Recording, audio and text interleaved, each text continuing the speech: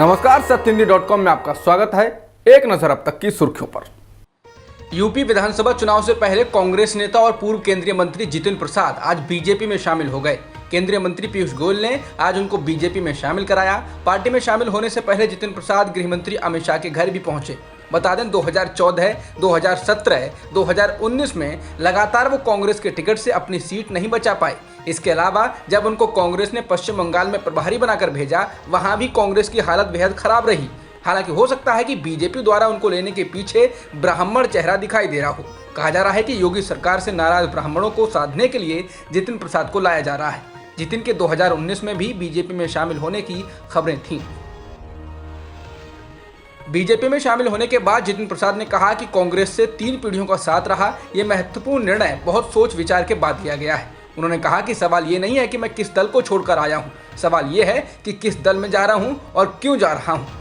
प्रसाद ने कहा कि अगर आप अपने लोगों के काम नहीं आ सकते तो आपकी राजनीति और उस दल में रहने का क्या औचित्य है। इसलिए मुझे महसूस होने लगा कि मैं कांग्रेस में नहीं रह सकूंगा। जितिन प्रसाद ने कहा कि मौजूदा वक्त में अगर कोई सही मायने में पार्टी है तो वो बीजेपी है। बाकी दल तो व्यक्ति विशेष और क्षेत्र के होकर रह गए हैं।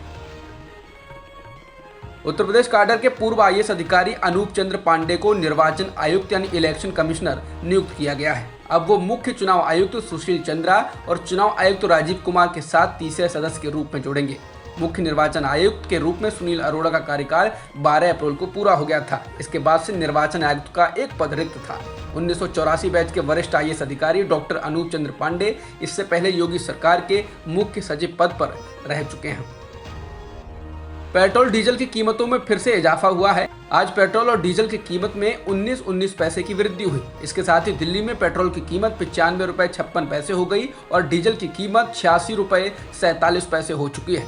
इसके अलावा मुंबई में पेट्रोल की कीमत 101 रुपए 76 पैसे हो चुकी है और डीजल की कीमत 93 रुपए 85 पैसे हो चुकी है। बता दें 4 मई के बाद 22वीं बार ऐसा हुआ है जब पेट्रोल और डीजल की कीमत बढ़ाई गई है। इस साल के अंत तक सभी लोगों का टीकाकरण करा देने वाले सरकार के दावे को लेकर कांग्रेस ने सवाल किए हैं। कांग्रेस ने कहा कि सरकार इस साल के अंत तक सभी भारतीयों का टीकाकरण करा देगी। इसके लिए कोई रोड मैप प्रस्तुत करे कि वो किस प्रकार से सभी का टीकाकरण कराने वाली है। कांग्रेस ने आरोप लगाया कि सरकार हेडलाइन से चल रही है, डेडलाइन से नहीं। इसके अलावा कांग्रेस ने पूछा कि अभी भी लोगों को निजी अस्पतालों में भुगतान क्यों करना पड़ रहा है। विपक्षी पार्टी ने राज्यों को टीकों के आवंटन में पारदर्शिता और सभी लोगों के टीकाकरण के लिए जरूरी नीति पर चर्चा करने के लिए संसद सत्र की भी मांग की। आज किसान नेता राकेश टिकैत पश्चिम बंगाल की मुख्यमंत्री ममता बनर्जी से मुलाकात करेंगे। राकेश टिकैत ने कहा कि वो ममता बनर्जी से मिलकर बंगाल के किसानों की समस्या के समाधान की बात करेंगे। बताते चलें कि ममता बनर्जी शुरू से ही किसान आंदोलन को समर्थन करती रही हैं। बुधवार सुबह से ही मुंबई शहर में मूसलाधार बारिश हो रही है, जिसके कारण मुंबई में कई जगहों पर जल भराव हो गया है। रेलवे ट्रैक पर पानी भर गया है। रेलवे ट्रैक पानी में डूब गए हैं। इसके कारण कुर्ला और सीएसएमटी के बीच चलने वाली लोकल ट्रेन को रोकना पड़ा है। एहतियात के तौर पर सुबह 9:30 बजे से ही यातायात रोक दिया गया। सड़कें ठप हो गईं। मध्य रेलवे के सीपीआरओ ने कहा है कि पानी कम होते ही यातायात शुरू कर दिया जाएगा। बता दें आमतौर पर दक्षिण पश्चिम मानसून मुंबई में 10 जून को आता है, लेकिन ये एक दिन पहले ही पहुंच गया। भारत में पिछले एक दिन में 92,596 कोरोना संक्रमण के मामले दर्ज किए गए हैं, जो कि एक दिन पहले दर्ज किए गए 86,498 मामलों से अधिक हैं। इसके अलावा एक दिन में 2,219 लोगों की मौत हुई है, जिसके साथ ही देश में कुल संक्रमितों का आंकड़ा 2,90,00,000 से अधिक हो गया है और मृतकों की संख्या 3,53,000 से अधिक हो चुकी है। इसके अलावा देश में पॉजिटिविटी रेट 4.67% चल रहा है।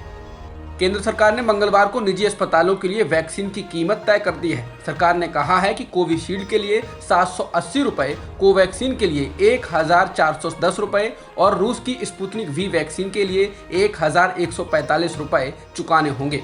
सरकार ने कहा है कि वैक्सीन की कीमतों की हर दिन मॉनिटरिंग की जाएगी और अगर कोई भी प्राइवेट अस्पताल या टीकाकरण केंद्र लोगों से तय कीमतों से ज्यादा वसूल करता है तो उसके खिलाफ कड़ी कार्रवाई की जाएगी। इजराइल में बेन्यामिन नेतन्याहू की सरकार गिरने जा रही है। रविवार को संसद में नई सरकार के लिए मतदान होगा, तो वहीं दूसरी ओर जाते जाते नेतन्याहू ने धार्मिक राष्ट्रवादियों को पूर्वी यरूशलेम के पुराने शहर के बीच से मार्च निकालने की अनुमति दे दी है। पहले इस मार्च को निकालने पर रोक लगा दी गई थी, लेकिन इसको अब मंजूरी मिल चुकी है, जिसके कारण फिर से तनाव बढ़ने की आशंका है। यरूशलेम के मुस्लिम क्वार्टर से ये मार्च पहले गुरुवार को निकलने वाला था, लेकिन पुलिस ने असली रूट को खारिज कर दिया था। लेकिन अब ये मार्च मंगलवार को निकलेगा। वहीं गजा पर नियंत्रण करने वाले उग्रवादी संगठन हमास ने धमकी दी है कि अगर मार्च निकलता है तो टकराव होगा। हमास ने कहा कि हमें उम्मीद है कि हमने स्पष्ट संदेश दे दिया है। अब तक की खबरों में इतना ही। बाकी खबरों के लिए बने रहिए सत्यहिंदी.com के साथ।